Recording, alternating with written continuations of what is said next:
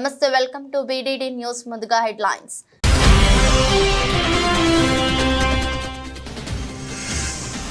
Supreme court తీర్పుకు అనుగుణంగా ABCD వర్గీకరణ చేసేందుకు తెలంగాణ ప్రభుత్వం నిర్ణయం. అసెంబ్లీలో ప్రకటించిన ముఖ్యమంత్రి రేవంత్ రెడ్డి.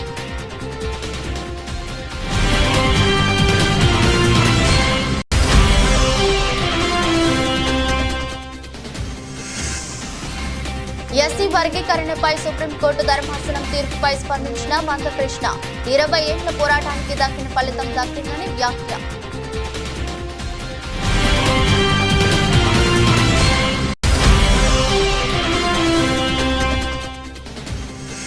సూపర్ 6 అటకెక్కుతుందన్న వైసీపీ మాజీ ఎమ్మెల్యే చిర్ల జగ్గిరెడ్డి. హామీలు కేవలం ఓట్ల కోసమేనా అంటూ విమర్శలు.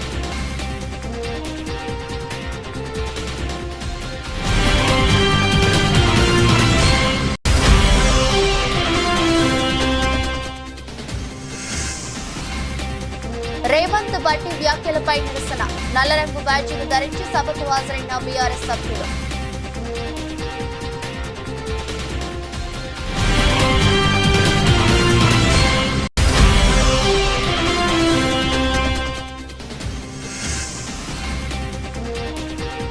స్పిన్ పిచ్లపై ఇలా ఆడితే కుదరదు. టీమిండియా ఆటగాళ్లకు head coach Gautam Gambhir class.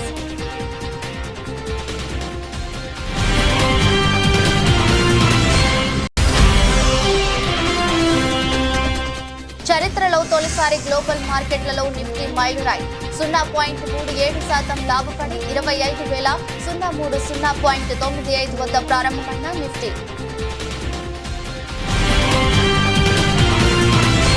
Supreme court తీర్పుకు అనుగుణంగా ABCD వర్గీకరణ చేసేందుకు తెలంగాణ ప్రభుత్వం నిర్ణయం తీసుకుంటుందని అసెంబ్లీలో ముఖ్యమంత్రి రేవంత్ రెడ్డి తెలిపారు.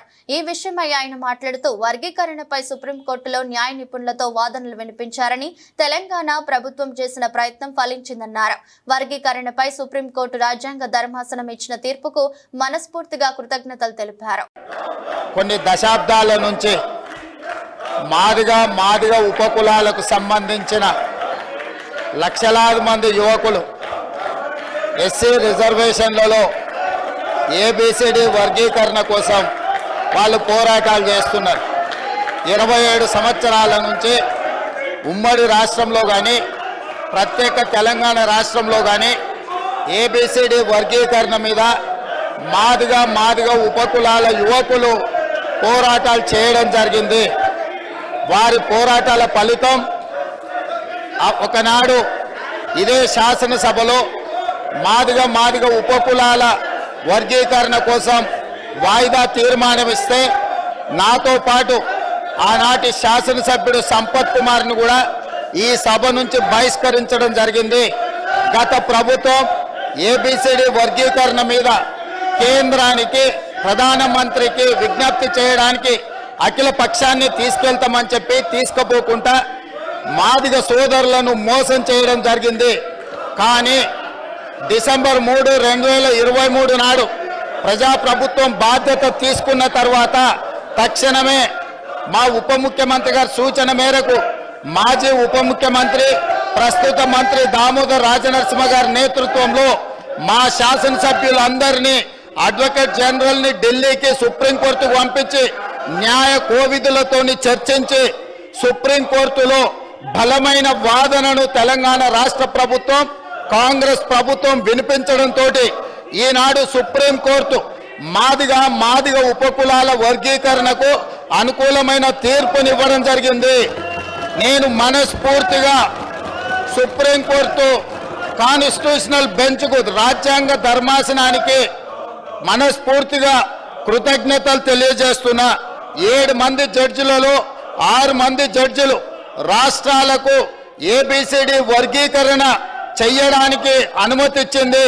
తెలంగాణ రాష్ట్ర ప్రభుత్వం తరఫున నేను స్పష్టమైన ప్రకటన చేస్తున్నా.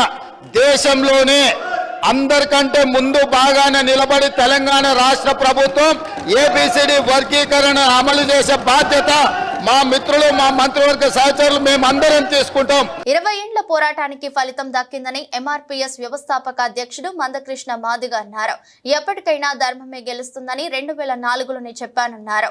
ఆ ధర్మం తాత్కాలికమైనని వెల్లడించారు. వర్గీకరణ చేసే అధికారం రాష్ట్రాలకే ఉందని సుప్రీంకోర్టు చెప్పిందన్నారు.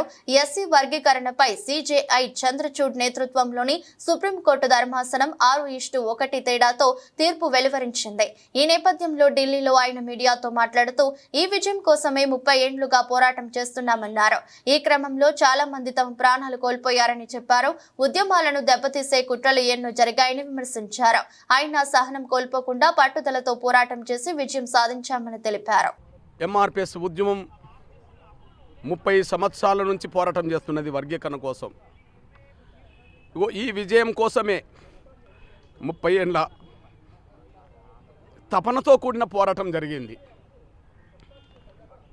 ఒక జాతికి జరిగిన అన్యాయాన్ని సరిదిద్దడం కోసం జరిగిన పోరాటంలో, జాతిని గెలిపించుకోవడం కోసం జరిగిన పోరాటంలో ఎంతోమంది ఎంఆర్పిఎస్ నేతలు తమ ప్రాణాలను కోల్పోయారు. వారికి ఈనాటి విజయాన్ని అంకితం ఇస్తున్నాం.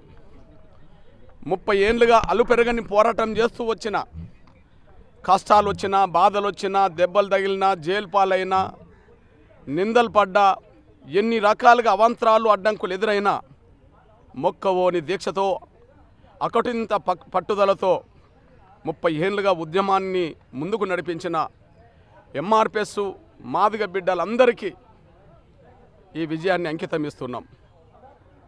అదే సమయంలో జాతి యావత్తు 30 ఏళ్ళు ఉద్యమం వైపే నిలబడ్డది. ఎన్నో కుట్రలు, ఉద్యమాన్ని దెబ్బతీసే కుట్రలు జరిగినాయి. ఎంతోమంది స్వార్థపరులు వెన్నుపోట్లు పొడవచ్చే ప్రయత్నం చేశారు.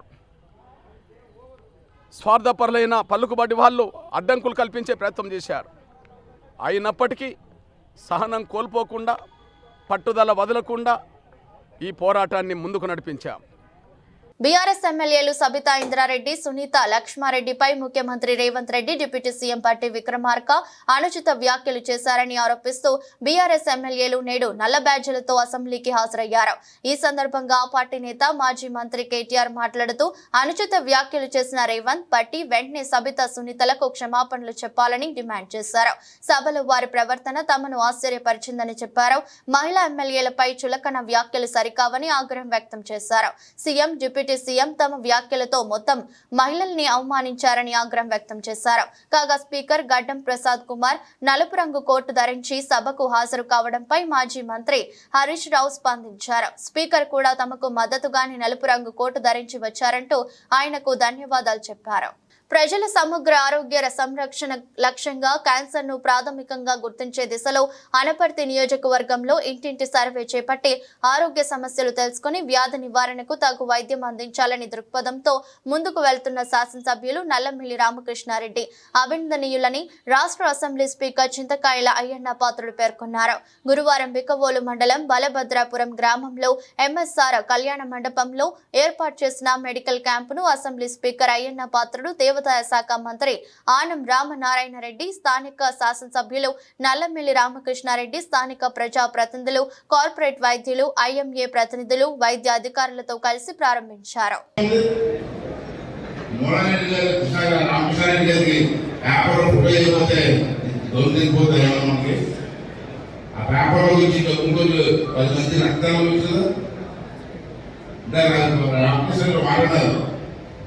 వాళ్ళు వస్తున్నప్పుడు ఎక్కడ చూసినా క్యాన్సర్ అయిపోయింది. తిరిగితే డాక్టర్స్ ప్రతి ఏరియాలో కూడా క్యాన్సర్ అనుకో. నెక్స్ట్ ఇయర్ నేను దాన్ని దృష్టి పెడతానండి.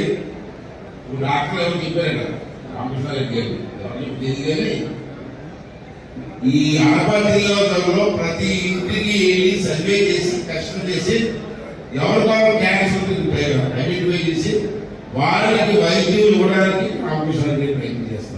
ఎస్సీ వర్గీకరణ మీద సుప్రీంకోర్టు ఇచ్చిన తీర్పును బీఆర్ఎస్ పార్టీ తరపున మేము హర్షం వ్యక్తం చేస్తున్నామని ఎమ్మెల్యే హరీష్ రావు అన్నారు. తెలంగాణ రాష్ట్రం ఏర్పడిన తర్వాత మొదటి అసెంబ్లీ సమావేశంలోనే ఎస్సీ వర్గీకరణ బిల్లును ఏకగ్రీవంగా ఆమోదించి కేంద్రానికి పంపారని గుర్తు చేశారు. ఎస్సీ వర్గీకరణ చేయాలని స్వయంగా కేసీఆర్ గారే వెళ్లి ప్రధానిని కలిసి ఎస్సీ వర్గీకరణ గురించి వివరించారని తెలిపారు.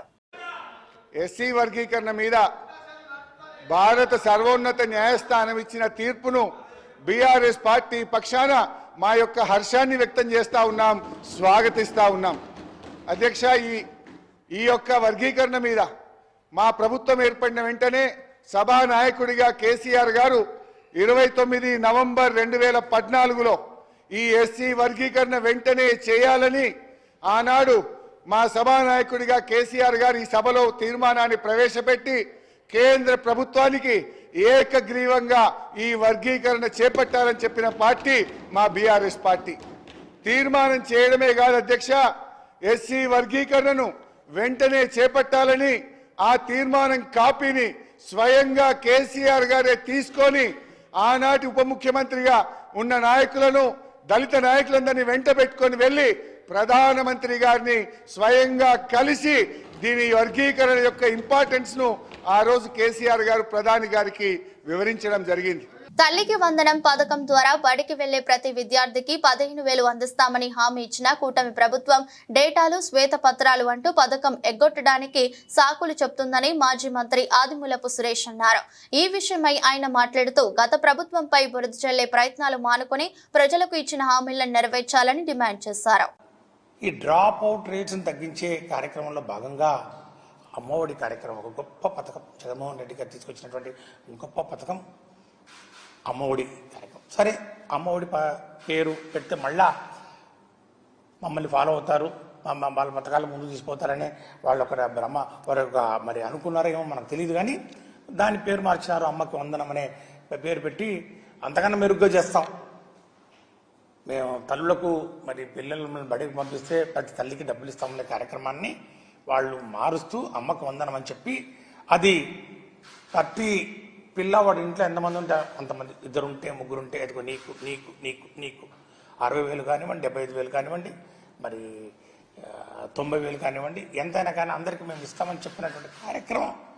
ఆ యొక్క అమ్మఒడి కార్యక్రమాన్ని ఈరోజు పేరు మార్చి అమ్మకు వందనం అనే కార్యక్రమం వాళ్ళు పెట్టి అంతకన్నా మెరుగ్గా ఇస్తామని చెప్పి బళ్ళు తెలిసి 2 నెలలు అవుతా ఉంది. వాళ్ళు ప్రభుత్వం వచ్చి కూడా 50 రోజులు అవుతా ఉంది. ఇదిగో ఆ తల్లులందరూ కూడా ఎదురు చూస్తున్నటువంటి పరిస్థితులు, పిల్లలందరూ కూడా ఎదురు చూస్తున్నటువంటి పరిస్థితుల్లో దాన్ని సడి తప్పుడు లేదు, దాని యొక్క జాడ కనపట్లేదు. మరి చావు కబురు చల్లగా అన్నట్టు ఈరోజు దాన్ని మళ్ళా ఇది సంవత్సరం మేము ఇవ్వటం లేదు అని చెప్పి ఏదో ఒక సాకు మళ్ళా ప్రతి కార్యక్రమం వెనక ఈ టీడీపీ యొక్క ఆలోచన విధానం యొక్క భావజాలం సాకులు చెప్తారు. ఆ సాకులు చెప్పడానికి అనేకమైనటువంటి మార్గాలు ఎత్తుక్కుంటారు. దానికి ఒక శ్వేతపత్రం అంటారు, లేకపోతే డేటా అంటారు, లేకపోతే ఇంకొక పేరు పెడతారు. మరి అవన్నీ తయారు చేయడానికి మరి వైసీపీ ప్రభుత్వం చేసినటువంటి కార్యక్రమాల మీద బురద చల్లే మరి పన్నీలో మాత్రం వాళ్ళకి డేటా అవసరం లేదు, వాళ్ళ గణాంకాలు అవసరం లేదు, వాళ్లకు సైంటిఫిక్ అనాలిసిస్ అవసరం లేదు. కానీ విషయం చెప్పే కార్యక్రమం చేస్తారు. వారు ఇచ్చినటువంటి హామీలు అమలు చేసే కార్యక్రమంలో మాత్రం డేటా కావాలి. ఇది ఎక్కడే? ఇవన్నీ కూడా నేను ఈ 4 అంశాలు ప్రధానంగా రాష్ట్ర ప్రజల దృష్టికి తీసుకురావాలని చెప్పి ఈరోజు ఇక్కడికి రావడం జరిగింది. ఎందుకంటే ఈరోజు వాళ్ళు ఇచ్చినటువంటి హామీలు నెరవేర్చే క్రమంలో వాళ్ళు ఏ విధంగా కుంటి సాకులు చూపుతూ దాన్ని తప్పించి దాన్ని దాటవేసే కార్యక్రమం చేస్తున్నారో ఒకసారి రాష్ట్ర ప్రజలు కూడా గమనించాలి. భద్రాచలం ఎమ్మెల్యే తెల్లం వెంకట్రావు బారాస పార్టీలోకి వెళ్తున్నారని నిన్నటి నుంచి సోషల్ మీడియాలో హల్చల్ జరుగుతుందని, అదంతా అబద్ధమని భద్రాచలం ఎమ్మెల్యే తెల్లం వెంకట్రావు స్పష్టం చేశారు. భద్రాచలం నియోజకవర్గం నుంచి బారాసాలో ఎమ్మెల్యేగా పోటీ చేసి బారాస నుంచి గెలిచి భద్రాచలం నియోజకవర్గం అభివృద్ధి కోసం కాంగ్రెస్ పార్టీలో చేరడం జరిగిందని తెలిపారు. భద్రాచలం అభివృద్ధి కోసం నేను కట్టుబడి ఉన్నానని మంత్రి పొంగులేటి శ్రీనివాసరెడ్డి ఆధ్వర్యంలో ముఖ్యమంత్రి రేవంత్ రెడ్డి సమక్షంలో కాంగ్రెస్ పార్టీలో చేరడం జరిగిందని తెలిపారు. నిన్నటి నుంచి సోషల్ మీడియాలో నాపై వందుతున్న అబద్ధమని ప్రజలు ఎవరు నమ్మవద్దని తెల్లం వెంకట్రావు తెలిపారు. భద్రాచలం అభివృద్ధి కోసం అహర్నిశలు నేను కృషి చేయడం జరుగుతుందని తెలిపారు. నిన్న నా మీద సోషల్ మీడియాలో వచ్చినది నేను మళ్ళీ బీఆర్ఎస్ పార్టీలోకి వెళ్తున్నానన్నమాట అబద్ధం. ఎందుకంటే ఒక్కసారి నేను డెసిషన్ చేసి భద్రాచలం అభివృద్ధి కొరకు కాంగ్రెస్ పార్టీ అయితే అభివృద్ధి చెందుద్దని ఏదైతే నా గురువు గారైన పొంగులేటి శ్రీనివాసరెడ్డి గారి ద్వారా నేను కాంగ్రెస్ పార్టీలో జాయిన్ అయ్యాను. గౌరవ ముఖ్యమంత్రి రేవంత్ రెడ్డి గారి ఆశీస్సులతో మరియు తుమ్మల నాగేశ్వర గారి ఆశీస్సుతో, నా గురువు అయిన పొంగులేటి శ్రీనివాసరెడ్డి గారి ఆశీస్సుతో, డిప్యూటీ సీఎం బట్టి విక్రమార్క ఆశీస్సుతో భద్రాచలం అభివృద్ధి చెందుతుందని ఆశతో వెళ్ళాను. అదే ఆశతో ఉన్నాను తప్ప వేరేదైతే ఎటువంటి అపోహ చెందొద్దు. ఇది బీఆర్ఎస్ ప్రాపగండే అని నేను ఖచ్చితంగా చెప్తున్నాను. ఇంకా ఒక్కసారి జీవితంలో నేను తీసుకున్న స్టెప్ని మళ్ళీ తీసుకొని మరి నా రాజకీయ భవిష్యత్తు ఉందా లేదని తెలియదు కానీ ప్రజల అభివృద్ధి, నాకు ఆశీస్సులే ఉన్నాయి. ప్రజలు అభివృద్ధే నాకు ముఖ్యమని మీకు తెలుపుతున్నాను. మీరు ఎటువంటి అపోహ చెందితే నేను కాంగ్రెస్ పార్టీని కొనసాగుతున్నాను. అమలు చేయలేని హామీలను ప్రజలకు ఇచ్చి వారిని మోసం చేస్తూ ఇచ్చిన హామీలను చంద్రబాబు నాయుడు బుట్ట దాఖలు చేయడానికి ప్రయత్నిస్తున్నారని మాజీ శాసనసభ్యులు చిర్ల జగ్గిరెడ్డి ఆరోపించారు. రావులపాలెం వైఎస్ఆర్ కాంగ్రెస్ పార్టీ కార్యాలయంలో పార్టీ శ్రేణులతో కలిసి మీడియా సమావేశం నిర్వహించారు. ఈ సందర్భంగా ఆయన మాట్లాడుతూ రాష్ట్ర ప్రభుత్వం పూర్తి స్థాయి బడ్జెట్ ప్రవేశపెట్టకుండా మరో 3 నెలలు ఓటాన్ అకౌంట్ వెళ్లింది. 7 నెలల పాటు ఓటాన్ అకౌంట్ బడ్జెట్ కు వెళ్లడం బహుశా ఇదే మొదటిసారి. చంద్రబాబు 100 కోట్ల రూపాయలు ఖజానా జగన్ కు ఇస్తే జగన్ 7,000 కోట్ల రూపాయలపైనే ఖజానాలో ఉంచడం జరిగింది అని, బడ్జెట్ ప్రవేశపెడితే ఏ పథకానికి ఎంత కేటాయించారో చెప్పవలసి వస్తుందని బడ్జెట్ ప్రవేశపెట్టకుండా నానుస్తున్నారని అన్నారు. అమ్మఒడి కార్యక్రమం ద్వారా మరి 26,067 కోట్లు 26,000 కోట్లు అమ్మఒడి కార్యక్రమం ద్వారా మరి సుమారు 43 లక్షల మంది తల్లులకి ఆ రోజు మేము అమ్మఒడి కార్యక్రమం ద్వారా అందజేస్తాం. కానీ ఈ రోజున కనీసం ఎప్పుడు ఇస్తారో తెలియనటువంటి మరి వివరాలు చెప్పకుండా అమ్మఒడిని, ముఖ్యంగా అమ్మఒడి పేరు మార్చి తల్లికి వందనాలు పెట్టినటువంటి ఈ కూటమి ప్రభుత్వం తల్లుల్ని ముఖ్యంగా మొట్టమొదటిసారిగా మనం మోసం చేశారని ఈ సందర్భంగా మీకు తెలియజేస్తున్నాం. అలాగే రైతు భరోసా కార్యక్రమం జగన్మోహన్ రెడ్డి గారే ఉండుంటే ఈ పాటికి రైతు భరోసా కనీసం పెట్టుబడి సొమ్ములు రైతులకు ఇచ్చే పరిస్థితి ఉంది. ఇవాళ పెట్టుబడి సొమ్ములు ఇవ్వలేదు సరిగదా, ఏదైతే ధాన్యం డబ్బు లేదు సరిగదా, ఉచిత బీమా, ఉచిత పంటల బీమా డబ్బు ఇన్సూరెన్స్ ప్రభుత్వం కట్టాలి. అది కూడా ₹1 ఇప్పటి వరకు జమ చేసిన పాపాను పోలేదు.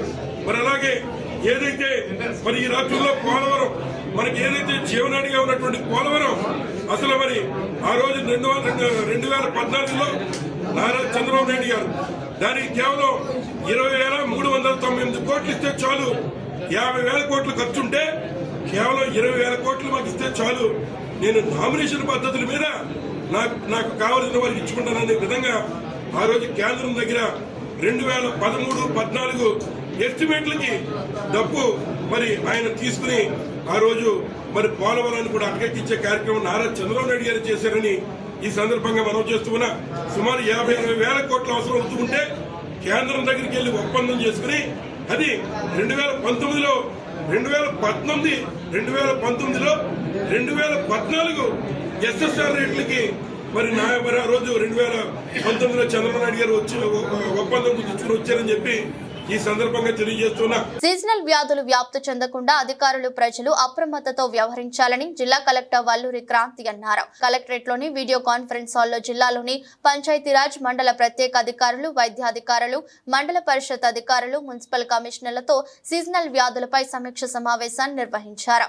ఈ సందర్భంగా జిల్లా కలెక్టర్ మాట్లాడుతూ జిల్లాలో డెంగ్యూ, టైఫాయిడ్, మలేరియా లాంటి సీజనల్ వ్యాధులపై ప్రజలకు అధికారులు అవగాహన కల్పించాలని శుక్రవారం డ్రై డే కార్యక్రమాన్ని అన్ని గ్రామ పంచాయతీలలో, మున్సిపాలిటీలలో నిర్వహించాలన్నారు.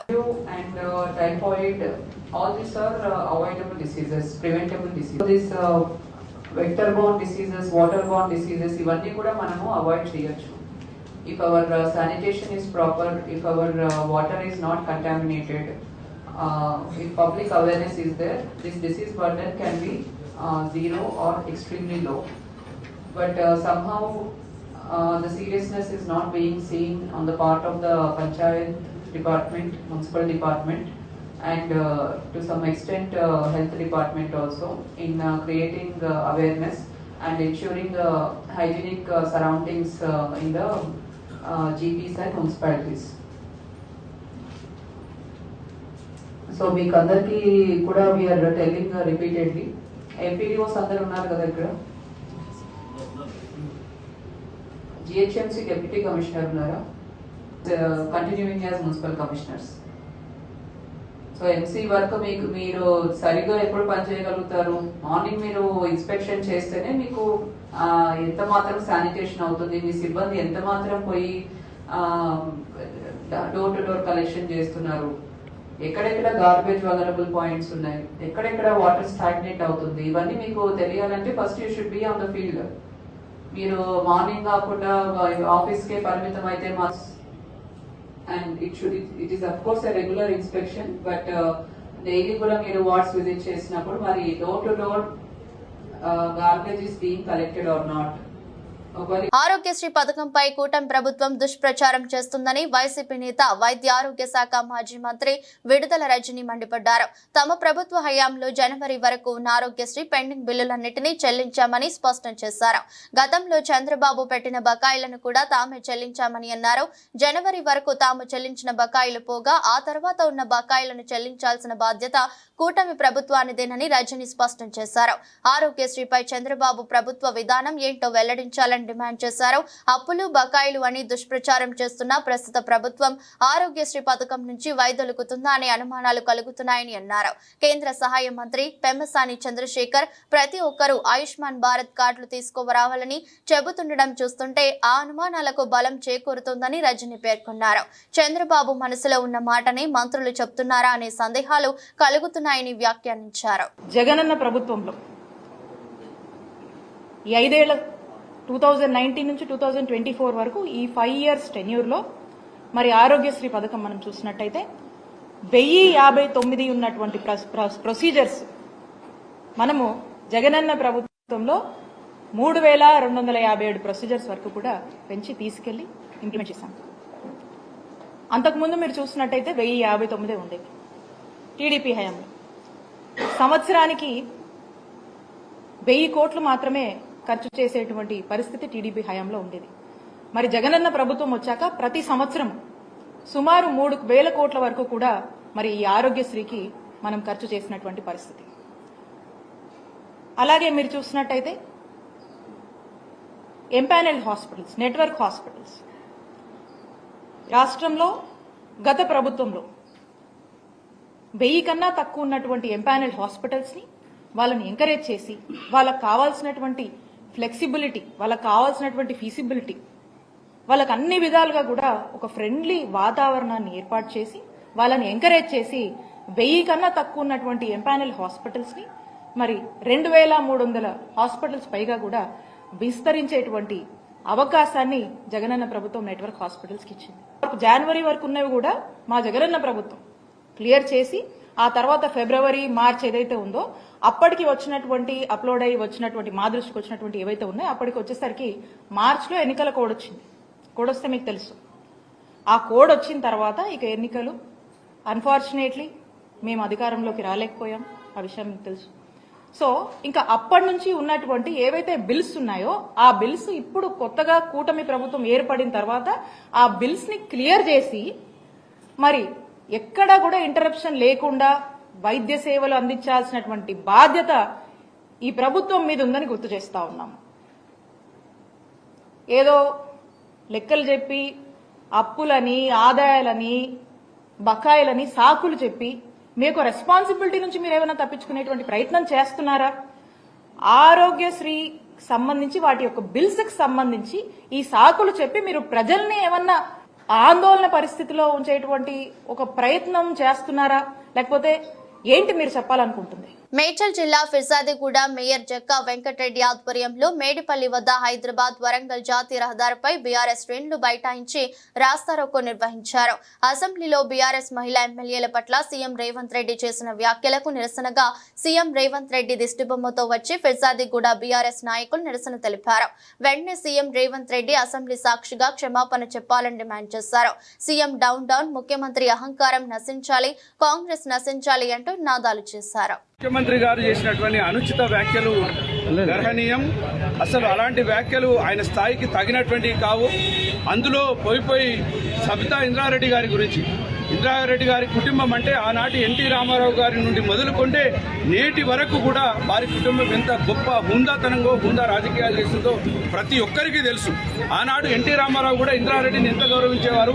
వైఎస్ రాజశేఖర రెడ్డి గారు, చంద్రబాబు నాయుడు గారు, కేసీఆర్ గారు ఇట్లా ఈ రాష్ట్రానికి పనిచేసినటువంటి ముఖ్యమంత్రులు వారి కుటుంబం పట్ల ఎంతో విఘ్నతతో ఎంతో ప్రేమతో ఉండేటువంటి సందర్భాలు ఉండే.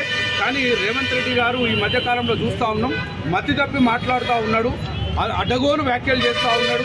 తొండలు దూరతామని, లాగులని, రకరకాలని, పేగులు మీదకేసుకుంటామని చెప్పేసి అని ఇలాంటి తప్పుడు వ్యాఖ్యలతో పాటు ఇలా మహిళా ఎమ్మెల్యేల పట్ల, అందులో ఒక నిజాయితీ నాయకురాలైనటువంటి కుటుంబంలో వచ్చినటువంటి ఇంద్రారెడ్డి గారి సతీమణి సత్యక్క గారి మీద మాట్లాడడం ఇది ఎట్టి పరిస్థితుల్లో కూడా క్షమించరానటువంటి నేరం.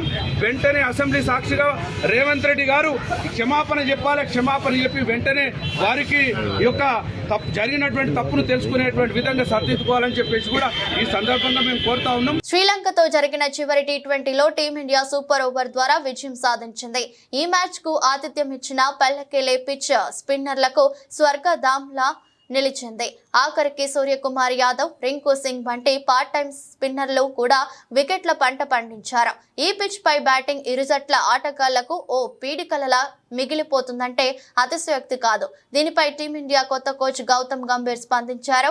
ఇలాంటి పిచ్ పై పట్టుదలతో ఆడి విజయం సాధించడం గొప్ప విషయమే అని టీమిండియా ఆటగాళ్లను పొగిడిన గంభీర్, అదే సమయంలో స్పిన్ కు అనుకూలించే పిచ్లపై బ్యాటింగ్ చేసే విధానం ఇది కాదని అసంతృప్తి వ్యక్తం చేశారు. బంతి సుడులు తిరిగే ఇలాంటి పిచ్లపై ఆడాలంటే బ్యాటింగ్ ఇంకా మెరుగుపరుచుకోవాల్సి ఉంటుందని స్పష్టం చేశారు. నిన్నటి మ్యాచ్ లో చివరి వరకు పోరాడడం మాత్రం టీమిండియా జట్టులో మెచ్చుకోదగిన అంశమని గంభీర్ పేర్కొన్నారు. ఈ తరహా పరిస్థితుల్లో కడ వరకు పోరాడడం వల్లే మ్యాచ్ ఫలితం అనుకూలంగా వస్తుందని అభిప్రాయపడ్డారు. ప్రతి బంతికి, ప్రతి పరుగుకు పోరాటం కనపరచడం వల్ల ఎలాంటి సానుకూల ఫలితం వస్తుందనడానికి నిన్నటి మ్యాచ్ ఓ ఉదాహరణగా నిలుస్తుందని గంభీర్ వెల్లడించారు. గ్లోబల్ మార్కెట్ల సానుకూల సంకేతాలు, సెప్టెంబర్ ఆరంభంలో వడ్డీ రేట్ల తగ్గింపు ఉండొచ్చంటూ యుఎస్ ఫెడ్ సూచనలు దేశీయ స్టాక్ మార్కెట్లలో ఉత్సాహాన్ని నింపాయి. దేశీయ సూచీలైన సెన్సెక్స్, నిఫ్టీ లాభాల్లో ఆరంభమయ్యాయి. సెన్సెక్స్ సూచీ ఆరంభంలో 208.34 పాయింట్లు లాభపడి 81,949.68కు పెరిగింది. 82,082 రికార్డు స్థాయి మైల్ రాయిని కూడా తాకింది. ఇక ఆరంభంలో 92.15 పాయింట్లు లాభపడ్డ ఎన్ఎస్ఈ నిఫ్టీ సూచీ రికార్డు సృష్టించింది. చరిత్రలో తొలిసారి 25,000 మైల్ రాయిని తాకింది. 0.37% లాభపడి 25,030.95 వద్ద ప్రారంభమైంది. నిఫ్టీ 50 సూచీలో Maruti, JSW steel, Hindalco, Coal India, Tata Motors అత్యధికంగా లాభపడిన స్టాకులు జాబితాలో ఉన్నాయి. ఇక Mahindra and Mahindra, BPCL, Infosys, UltraTech cement, Sun Pharma అత్యధికంగా నష్టపోయిన స్థానికులలో కొనసాగుతున్నాయి. దాదాపు అన్ని రంగాల సూచీలు లాభాల్లో పయనిస్తున్నాయి. గత 6 నెలల్లో నిఫ్టీ సూచీ 15% పైగా వృద్ధి చెందింది. ఇదే సమయంలో బీఎస్సీ సెన్సెక్స్ 14% పైగా ర్యాలీ అయింది. జూలై 23న కేంద్ర ప్రభుత్వం పార్లమెంట్లో బడ్జెట్ ప్రవేశపెట్టిన నాటి నుంచి మార్కెట్లు లాభాల బాటలో పయనిస్తున్నాయి.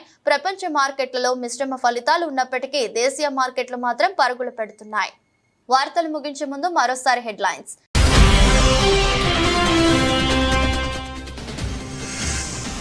సుప్రీంకోర్టు తీర్పుకు అనుగుణంగా ఏబిసిడి వర్గీకరణ చేసేందుకు తెలంగాణ ప్రభుత్వం నిర్ణయం. అసెంబ్లీలో ప్రకటించిన ముఖ్యమంత్రి రేవంత్ రెడ్డి.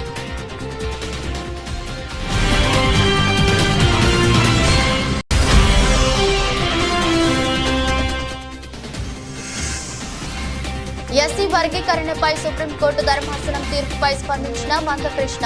20 ఏళ్ల పోరాటానికి దక్కిన ఫలితం దక్కిందని వ్యాఖ్య.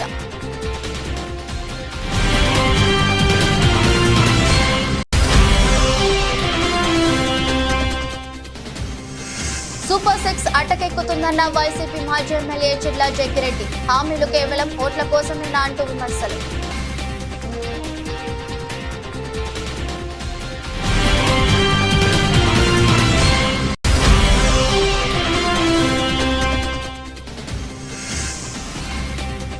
రేవంత్ బట్టి వ్యాఖ్యలపై నిరసన. నల్లరంగు బ్యాడ్జీలు ధరించి సభకు హాజరైన బీఆర్ఎస్ సభ్యులు.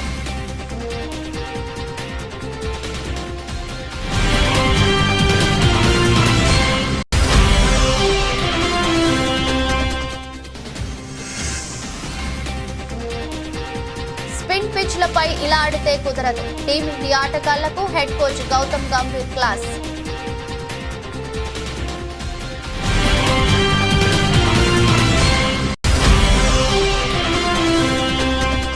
చరిత్రలో తొలిసారి గ్లోబల్ గ్లోబల్ మార్కెట్లలో నిఫ్టీ మైలురాయి 0.37% లాభపడి 25,003.95 వద్ద ప్రారంభమైన నిఫ్టీ.